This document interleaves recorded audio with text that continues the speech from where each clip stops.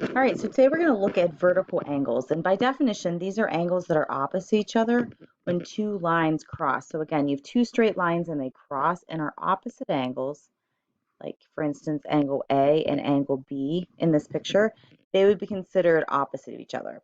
So they would be congruent. And the symbol for congruency, just as a reminder, is a equal sign with a tilde above it. It doesn't just mean kind of like these two angles. We could also look at our top angle and the bottom angle. Those would also be considered vertical angles or pairs and would be equal. So let's take a look at a visual here. This shows you vertical angles. So again, I've got two straight lines that are crossing, and you notice that our opposite angles are equal. So these two are 81 degrees, and these two right here are 99.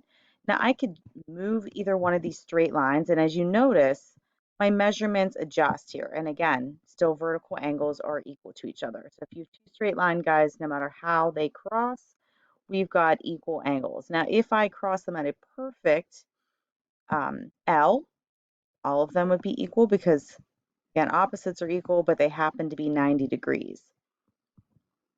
So again, any way you kind of manipulate our two straight lines, opposite angles are equal.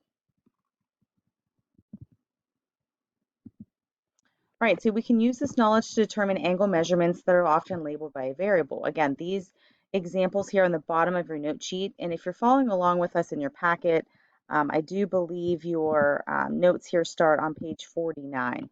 So in your packet, go ahead and take a look at these examples at the bottom of the page. So again, vertical angles are congruent. 35 and x are considered to be vertical angles, so the measurement would be exactly the same. We would get a 35-degree measurement for angle x there. Same for picture 2. These just show the up and down angles being vertical. So x is the measurement of 75 by definition of vertical angles. And the last one here, again, vertical angles. X matches up with 110, Y matches up with 80. All right, so taking a step further, when you have two straight lines, again, it creates vertical angles, but they also create supplementary angles. These are the angles that are adjacent or next to each other. So 80 is adjacent or neighbors with 100. If we take a look at their measurements, when I add them up, I get 180 degrees, which we know is the measurement for supplementary angles.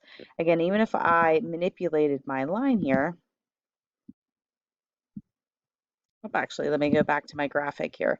So the example that we just looked at was 80 degrees here on the angle on the left, 100 degrees on the right, which when again we put them together is 180 degrees supplemental. And you notice that their bottom line makes, or their bottom angles here make a straight line. That's another indicator for supplementary angles.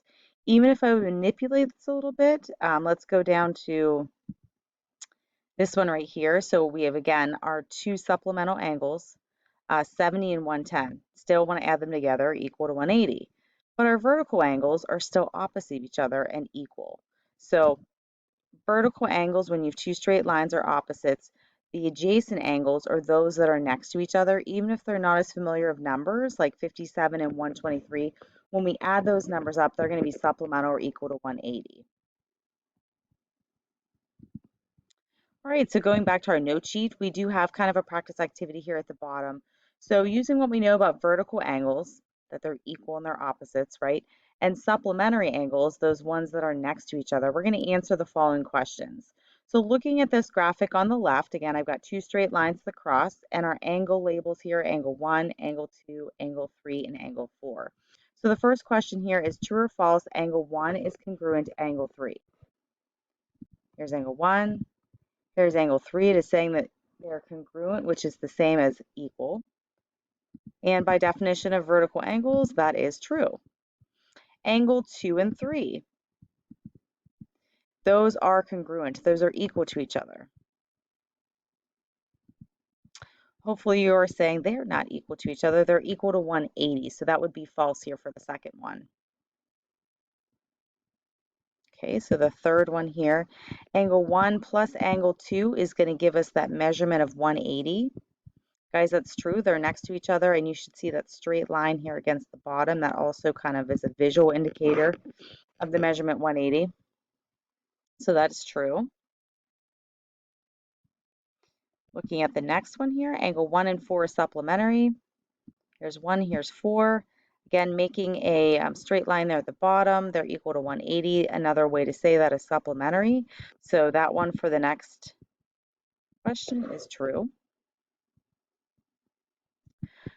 Next one, 2 is congruent to 4. So here's 2, here's 4. Congruent means equal, because those are vertical angles opposites of each other. So yes, true. That is a true statement. Last one here, we've got angle 2 and 3 are linear. So 2 and 3 are linear. Linear is a fancy word of saying they make a line. They're equal to 180. So this one right here is true. All right, kind of looking at missing measurements. So applying those relationships, whether they're equal to each other or equal to 180, and finding the measurements. So looking at this graphic here, if we're looking at M, here's M, guys. So we're looking for the measurement of M. M, we could figure out a couple different ways. The easiest way is to say, hey, I know vertical angles are equal to each other, so M is the measurement of 55.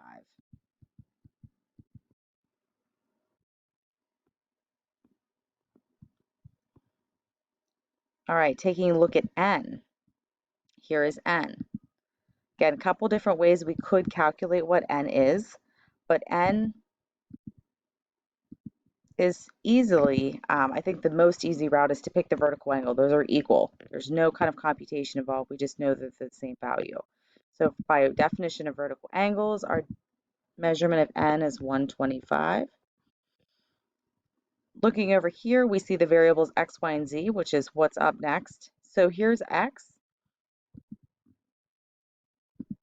Again, easiest is vertical angles, but missing. I don't know the value of Z either. But what I do know, guys, is that my supplementary angle or my adjacent angle, the neighboring angle is 110, and together those are equal to 180. So if this guy is 110, 180 minus 110 is 70. So if I put a 70 over here, do you see how when I add those up, I get my supplemental linear pair there. So X is 70, which we said is the same vertically to Z, which is 70. And then last but not least here, if we were figuring out Y, guys, here's Y. Again, vertical angles are the easiest relationship to identify and the easiest to write down the answer because they're the same, they're congruent. So Y's value is 110. All right, so hopefully you learned a little bit about vertical angles and how they're equal, and a quick review about supplemental angles, those neighboring angles that are equal to 180. So for your assignment, I would like for you to complete the next page in your packet. There's practice with these skills. Good luck.